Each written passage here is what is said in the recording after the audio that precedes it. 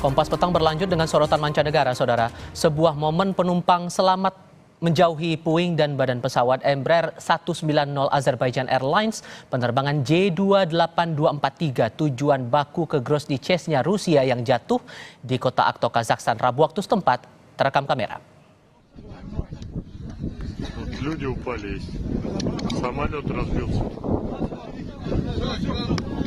Anda sedang melihat rekaman detik-detik penumpang selamat dalam pesawat Embraer 190 Azerbaijan Airlines penerbangan J28243 rute Baku ke Grozny, Chechnya, Rusia yang terekam kamera amatir. Dalam visual itu penumpang selamat berhasil keluar dari badan pesawat lalu menyelamatkan diri dan menjauhi puing serpihan pesawat yang jatuh. Menurut Wakil Perdana Menteri Kazakhstan, pesawat Embraer 190 yang membawa 62 penumpang dan 5 awak pesawat itu jatuh di lokasi sekitar 3 km dari Akto, Kazakhstan pada Rabu waktu setempat. 39 orang tewas dan 20 orang selamat.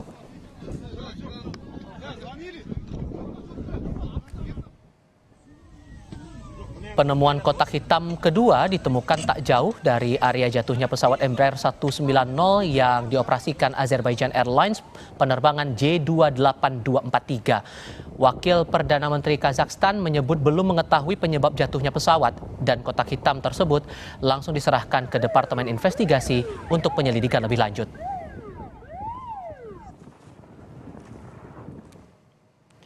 Menurut pakar penerbangan yang juga mantan penyelidik Angkatan Udara Amerika Serikat, tembakan pertahanan udara Rusia kemungkinan bertanggung jawab atas kecelakaan pesawat Azerbaijan yang menewaskan 38 jiwa dan membuat 28 korban luka.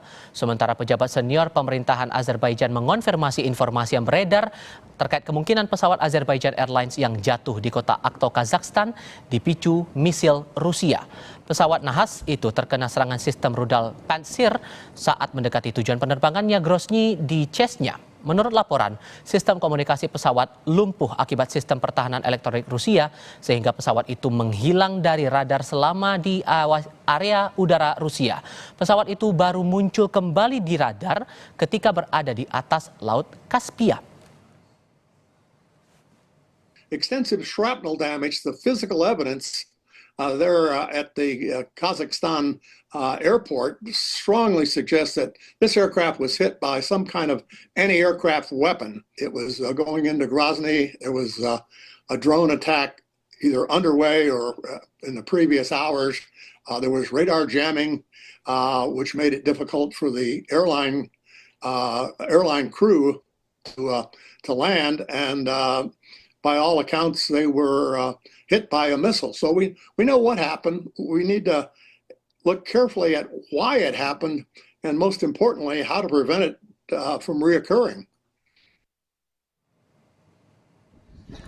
KBRI Astana melalui pernyataan Duta Besar Luar Biasa dan Berkuasa Penuh Republik Indonesia untuk Republik Kazakhstan merangkap Republik Tajikistan turut berduka cita sedalam-dalamnya kepada pemerintah dan rakyat Azerbaijan atas musibah jatuhnya pesawat Azerbaijan Airlines penerbangan J28243 di kota Akto, Kazakhstan pada Rabu waktu setempat.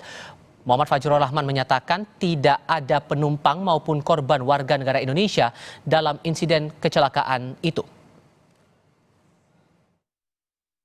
Kedutaan Besar Republik Indonesia di Astana, Kazakhstan mengucapkan duka cita sedalam-dalamnya kepada pemerintah dan rakyat Azerbaijan melalui Kedutaan Besar Azerbaijan di Astana atas musibah jatuhnya pesawat Azerbaijan Airlines J28243 di Akto, Kazakhstan. KBRI Astana sudah mengumpulkan informasi sedalam-dalamnya dan merecek kepada berbagai pihak bahwa tidak ada penumpang maupun korban warga negara Indonesia dalam kecelakaan yang terjadi di Akto, wilayah akreditasi KBRI Astana tersebut. Kita bahas soal kecelakaan pesawat Embraer 190 yang dioperasikan Azerbaijan Airlines penerbangan J28243 yang jatuh di kota Akto, Kazakhstan pada Rabu waktu setempat bersama pengamat penerbangan Alvin Lee. Pak Alvin, apa kabar Pak?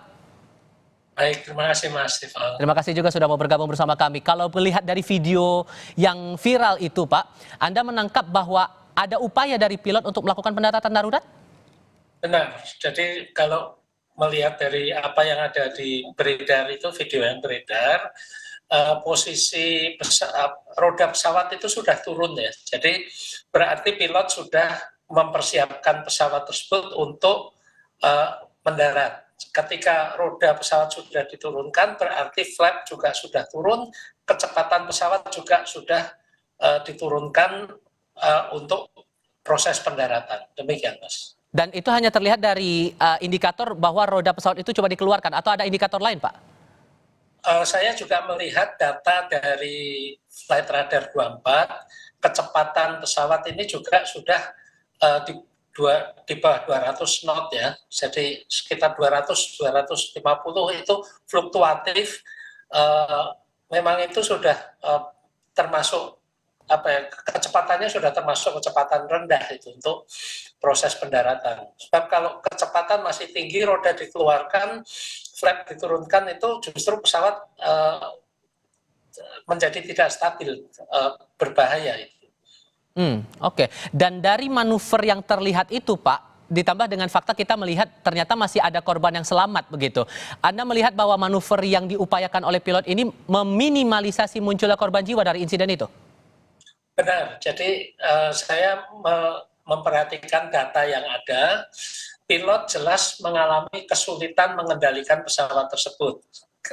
Terlihat bahwa pesawat itu menuke, kemudian mendaki lagi secara tajam, kecepatannya juga tidak stabil, naik turun. Itu menunjukkan bahwa pesawat mengalami kesulitan dalam kendali. Bahwa kemudian pesawat itu sempat sebelum jatuh itu sempat membuat manuver angka 8, dugaan saya itu adalah mempersiapkan pesawat untuk masuk pada ketinggian dan arah yang tepat untuk mendarat di bandara di bandara Aktau ya. Tapi rupa-rupanya attitude atau posisi pesawat itu terlalu menukik. Mungkin pilot juga sudah kesulitan untuk mengangkatnya kembali, sehingga tidak mendarat dengan baik, tapi crash. Dan tapi itu sudah luar biasa, pilot masih mampu mengendalikan pesawat tersebut mendarat darurat walaupun crash dengan kecepatan yang cukup rendah sebenarnya, sehingga ada korban yang selamat. Itu benar-benar saya terpukau, itu adalah suatu mukjizat, tapi juga tidak lepas dari upaya pilotnya untuk menyelamatkan penumpang-penumpang dan yang ada dalam penerbangan tersebut, dan juga ini menunjukkan konstruksi pesawat tersebut yang cukup aman, sehingga ketika terjadi kecelakaan crash pada kondisi seperti itu tetap ada penumpang yang selamat. Nah, dari kondisi posisi pesawat sudah terbang rendah, tapi di sisi lainnya kondisi pesawat masih baik begitu, Anda menangkap bahwa kejadian ini imbasnya karena kendala cuaca kah atau ada faktor lain di sini, Pak? Karena terakhir juga ada yang menyampaikan, ini dugaannya karena ada misi Rusia juga yang membuat akhirnya pesawat mengalami hal seperti itu. Ya, yang pertama pesawat tersebut tujuan penerbangannya bukan ke Aktau ya, tapi ke Grozny. Tapi karena di Grozny ada masalah cuaca, maka pesawat tersebut divert. Nah, ketika divert inilah kemudian mengalami kecelakaan tersebut. Dari video yang beredar memang terlihat banyak lubang pada tubuh pesawat, terutama pada ekor pesawat. Dan lubangnya itu bukan lubang peluru ya, tapi lubang tajam-tajam, bentuknya tidak seragam. Memang itu diduga adalah disebabkan oleh serpihan rudal peluru kendali misil yang didesain untuk meledak sebelum menghantam sasaran. Jadi memang bukan untuk meledakkan, tapi ledakan itu kemudian serpihannya yang menghantam pesawat tersebut. Nah, lubang-lubang itulah yang kemudian menyebabkan sulitnya pesawat tersebut untuk dikendalikan. Oke, ini kan kita masih analisis ya Pak ya, analisis sebelum akhirnya black box yang sudah ditemukan ini ditindaklanjuti lebih lanjut. Sejauh mana kemungkinannya untuk bisa mendalami lagi perkara ini lewat black box yang sudah ditemukan itu? Jelas, ketika black box ini sudah ditemukan, data penerbangan termasuk parameter kendali, parameter mesin pada pesawat tersebut, semuanya bisa dibaca. Kemudian juga suara-suara yang terdengar dari kokpit, ya itu semuanya bisa dibaca. Itu akan secara akurat dapat dianalisis apa yang terjadi pada pesawat tersebut. Apakah pesawat tersebut mengalami gangguan teknis secara normal atau ada unsur-unsur eksternal yang menyebabkan terjadinya masalah teknis pada pesawat tersebut. Demikian, Mas. Oke, tapi kalau melihat dari area penerbangan dari pesawat ini terbilang berbahaya kah, Pak? Sebetulnya tidak terlalu berbahaya ya, karena ini kan lokasinya ini Azerbaijan, Georgia, Kazakhstan, Uzbekistan itu lumayan jauh dari perbatasan Ukraina dan Rusia yang sedang berperang. Ini juga jaraknya paling tidak ratusan kilometer, tapi kita tidak tahu eskalasinya seperti apa, sistem pertahanan kedua belah pihak Ukraina maupun Rusia seperti apa, dan kita juga tahu Azerbaijan, Uzbekistan, Kazakhstan, Georgia ini sebetulnya tidak terlibat konflik ya.